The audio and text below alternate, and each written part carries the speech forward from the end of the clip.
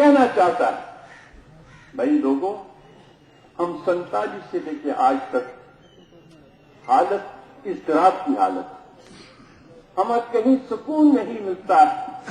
लेकिन मैं ये कहना चाहता हूं, मेरा तजुर्बा बताता, हमारा नारा था, न ग्रेनेड से न गोली से बात बनेगी, बोली से बंदूक से कुछ हासिल नहीं हुआ। अब देख लीजिए, रशिया में दोनों वजीर आजम हिंद नरेंद्र मोदी और वजीर आजम पाकिस्तान नवाज शरीफ मिल गए।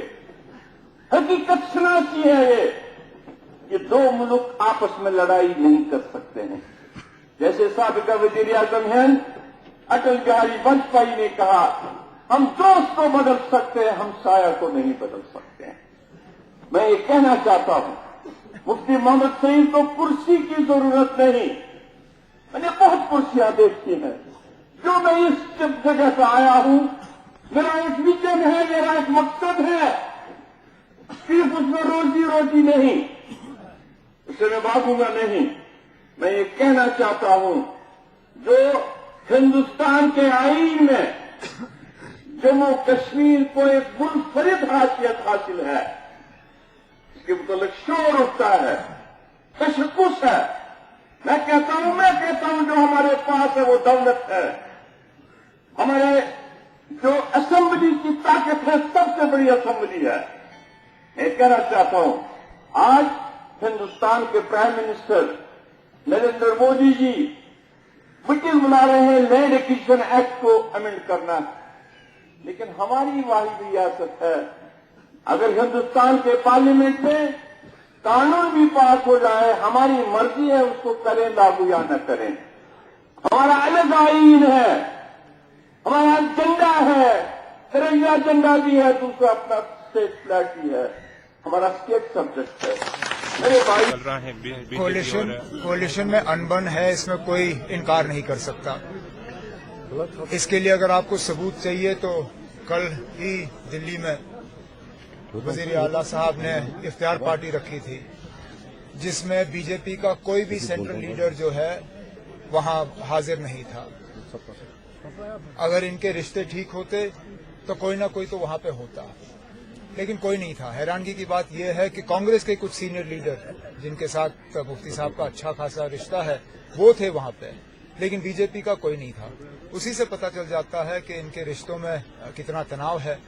ये अगर एक साथ आए हैं तो हुकूमत के लिए, लोगों को धोखा देने के लिए और इस रियासत में हालात बिगाड़ने के लिए। ये वही मुफ्ती सैयद है जो ये कहता था कि ये इरादों का जंग है।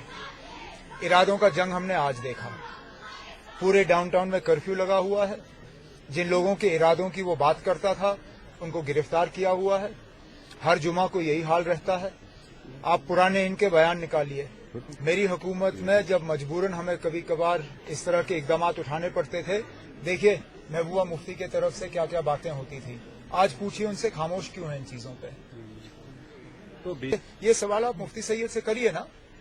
जिन लोगों को उन्होंने यहाँ लाया है, जिन लोगों के झंडे आज खड़े हो रहे हैं, जिनके हाथों आज हमारे आईन पे हमला हो रहा है, 35A पे आज ये लोग सुप्रीम कोर्ट पे जाने की बात कर रहे हैं, ये आप पीडीपी से पूछे ना। जिन लोगों के लिए उन्होंने दरवाजे खोले हैं, आज हमने पहले ही कहा था कि बीजेपी के साथ हाथ मिलाना इस रियासत के लिए सबसे खतरनाक चीज है, और हमारी बात आज सही साबित हो रही है।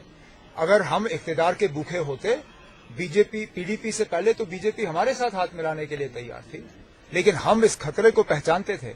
हमें इख्तिदार की जो भूख नहीं थी, हमें लालच नहीं था। जिन लोगों को लालच था उनसे पूछिए आज किस तरह के हालात बने। क्या उमर साहब इलेक्शन दोबारा हो जाएगा? अब ये लोग इख्तिदार के इतने भूखे हैं, इनकी पूरी कोशिश रहेगी कि ये 6 साल निचोड़ के निकाले हैं। रियासत का क्या हाल होगा उससे उनको कोई परवाह नहीं है। हमें आज खरीदने की कोशिश की जा रही है। सुनने में आया है कि 1 लाख करोड़ का पैकेज वजीर आजम साहब लेके आ रहे हैं। जो चीज यहाँ लोगों को चाहिए वो मिल नहीं रहा। सैलाब के लिए जो रिलीफ मिलना था वो मिला नहीं। अफस्पा पे बात चली नहीं, फौज को कम करने पे बात चली नहीं, सियासी बातचीत चली नहीं। जिन लोगों से बातचीत की जानी चाहिए उन लोगों को गिरफ्तार किया हुआ है और यहाँ 1 लाख करोड़ लाके लोगों को लगता है कि लोगों के दिल खरीदे जाएंगे। बिल्कुल इसी तरह जिस तरह बख्शी गुलाम अहमद के दौर में हुआ। शेर कश्मीर को गिरफ्तार किया गया, बख्शी गुलाम अहमद साहब को खूब सारे पैसे दिए गए। ये सोचा कि कश्मीरी जो है अपने ईमान को, अपनी इज्जत को बेच डालेगा। ना कश्मीरियों ने अपनी इज्जत को उस वक्त बेचा, ना कश्मीरी आज बेचेंगे। शुक्रिया, थैंक यू।